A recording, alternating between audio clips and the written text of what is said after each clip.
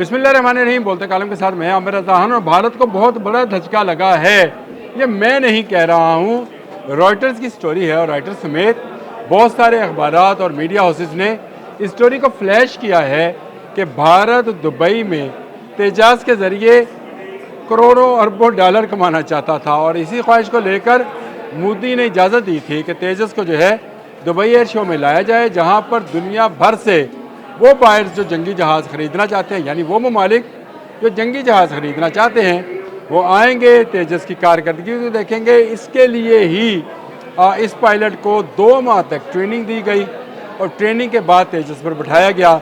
लेकिन क्या करें, टूटी वहीं पर कमंद जहाँ पर शिकार था, जहाँ पर उनके बाहर देख रहे थे इस सारे एयर शो को, वहाँ तेजस जो था उस पर ख़ास नज़रें थी, क्योंकि भारत ने इसके लिए बहुत लंबी चौड़ी प्लानिंग कर रखी थी। 1983 से जारी इस प्रोजेक्ट में भारत खुद अपनी एयरफोर्स को 40 के करीब तेजस नहीं दे सका था, लेकिन भारत का ख्याल था कि दुनिया के बहुत सारे ममालिक को एक ऐसे जहाज़ की ज़रूरत है जो कम कीमत हो और ज़्यादा इफेक्टिव हो, यानी 4.5 जनरेशन कहा जा रहा था। हुआ क्या कि पिछले साल भी इनके बहुत सारे ममालिक के साथ बातचीत चल रही थी। मार्च 2024 को राजस्थान में तेजस गिर जाता है, तमाम मामला जो है दब जाता है। और इसके बाद जब मार्का हक हुआ, जो उनके बकौल जो है वो संदूर ऑपरेशन था, उसमें तेजस को ये सामने नहीं लाए, क्योंकि तेजस के बारे में ये कहा जा रहा था कि बहुत सारे ममालिक, जिनमें अफ्रीकी ममालिक भी शामिल हैं, वो तेजस को ख़रीदना चाहते हैं। और इसलिए उसको सामने नहीं लाया गया कि अगर उसमें गिर जाता तो और ज़्यादा सुबकी होती, और जो इनके साथ मुआहदा करने के लिए MOU साइन कर चुके थे ममालिक, वो उससे पीछे हट जाते। इसलिए अब ये मौका था कि दुबई में उसकी कलाबाजियाँ दिखाई जाती, पीछे से दुम से निकलता हुआ धुआं दिखाया जाता, परों से निकलते हुए शोले दिखाए जाते, और फिर कहा जाता कि तेजस जो है इस खत्ते का बेहतरीन जहाज़ है, 4.5 जनरेशन है। लेकिन क्या किया जाए कि तेजस गिर गया। जी हाँ, इसके जो पायलट थे सियाल, वो भी, उनकी भी डेथ हो गई।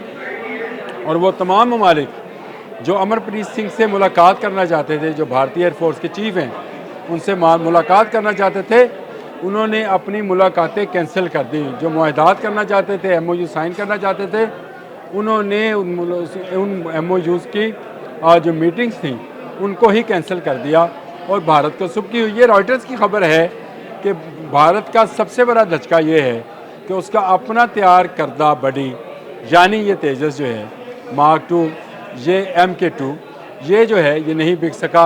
हालांकि इसमें अमेरिकी इंजन है। मैंने आपको पहले भी बताया था कि जनरल इलेक्ट्रॉनिक्स का F404 इंजन इसमें इस्तेमाल किया गया है, बहुत तेज़ रफ्तार है। और भारतीय दावे के मुताबिक ये दुनिया के 4.5 जनरेशन के जहाज़ों में बड़ी आला पोजीशन पर मौजूद है। लेकिन हुआ क्या, गिरने के बाद अब इसकी साख ख़त्म हो गई। पहले ये लीक हुआ, ग्राउंड हो गया, नया जहाज़ लाया गया कि उसके ज़रिए करतब दिखा के लोगों को रिझाया जाए। ऐसी खबरें चलवाई गई कि ये तो पानी था जो लीक हो रहा था। चले लीक हो रहा था तो पानी लीक हो रहा था, हम कहते हैं इंजन ऑयल लीक नहीं हुआ, पानी लीक हुआ। क्यों? क्या जहाज़ का पेशाब निकल गया? अब देखें, जहाज़ ने 2 कलाबाजियाँ ली और उसके बाद वो जा पड़ा। मैंने इंडिया टुडे की स्टोरी पर भी काम किया, जिसने बताया कि जो पायलट था वो इजेक्शन बटन, जो इजेक्ट करने के लिए, जहाज़ में से निकलने के लिए हादसाती तौर पर लगाया जाता है ताकि वो बहिफाजत उतर जाए, जिस तरह राजस्थान में उतर गया था। लेकिन इजेक्ट बटन ने काम नहीं किया। तो इसका मतलब ये है कि मुकम्मल तौर पर टेक्निकली ये फॉल्ट सामने आया।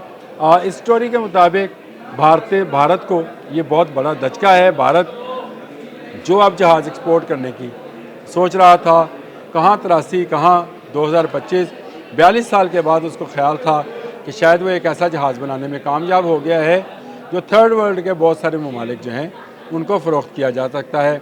इसमें उनको ज़्यादा तवज्जो इसलिए भी चाहिए थी कि JF-17 थंडर ब्लॉक 3 जो है बहुत सारे मुल्कों में एक्सपोर्ट हो रहा है। एक में तो चला भी गया अज़रबैजान में, बाकी से हमारे पास ऑर्डर्स हैं।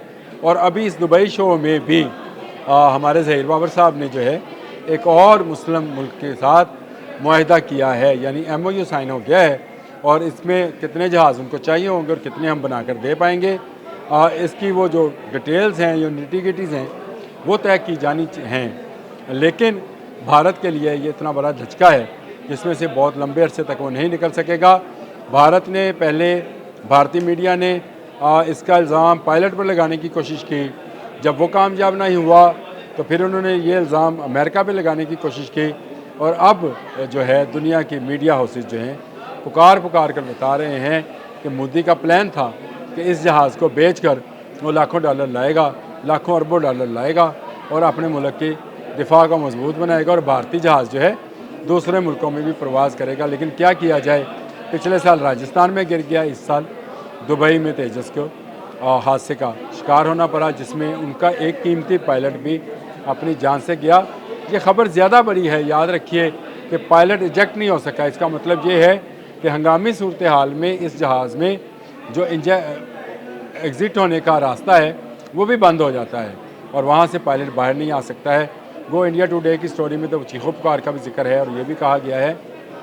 लेकिन मैं तो इस वक्त सिर्फ रॉयटर्स की इस स्टोरी से लेकर कि रॉयटर्स ने छाप दिया कि भारत का वो ख्वाब कि वो इसके ज़रिए अरबों करोड़ों डॉलर जो है वो कमा सकता है, जहाज़ को बेच सकता है, वो ख्वाब चकनाचूर हो गया। और अगर मैं एक लफ्ज़ का इसमें इजाफ़ा कर दूं कि हमेशा के लिए चकनाचूर हो गया, क्योंकि अब तेजस तो बिकने वाला नहीं है। इसमें जो इंजन है जनरल इलेक्ट्रिक का, वो आप बदलेंगे तो किस मुल्क का इंजन लेकर आएंगे? अगर आप अपना इंजन बना सकते होते तो फिर आप जनरल इलेक्ट्रॉनिक की तरफ क्यों जाते हैं, अमेरिकन की तरफ? क्वेरी आपका जो इंजन है वो भी नाकाम हो गया था।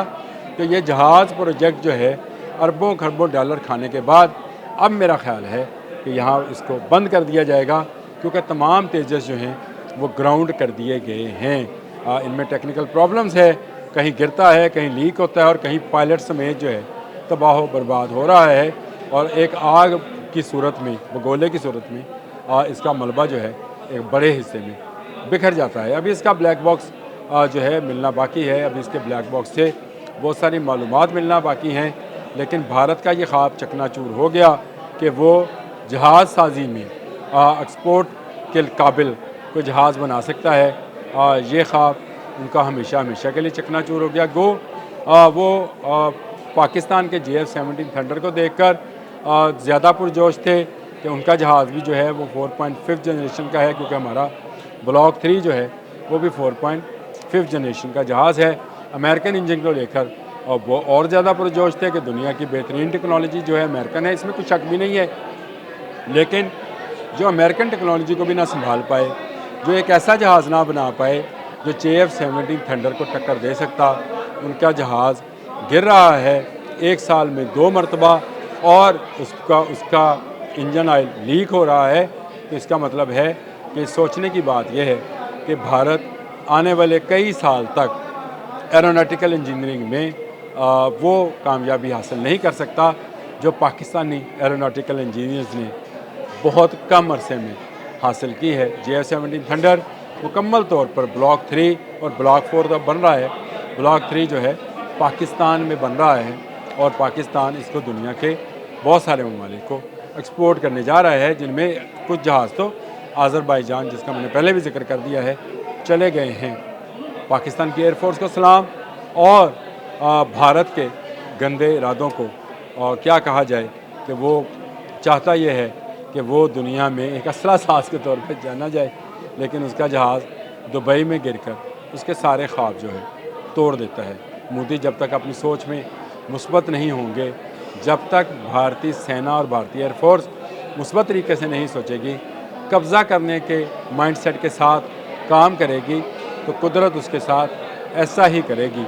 उसके जहाज़ के इंजन सीज़ हो जाएंगे, उसके रडार बंद हो जाएंगे और जहाज़ मुंह के बल सहराओं में गिर जाएंगे। अब तक के लिए इतना ही। अल्लाह।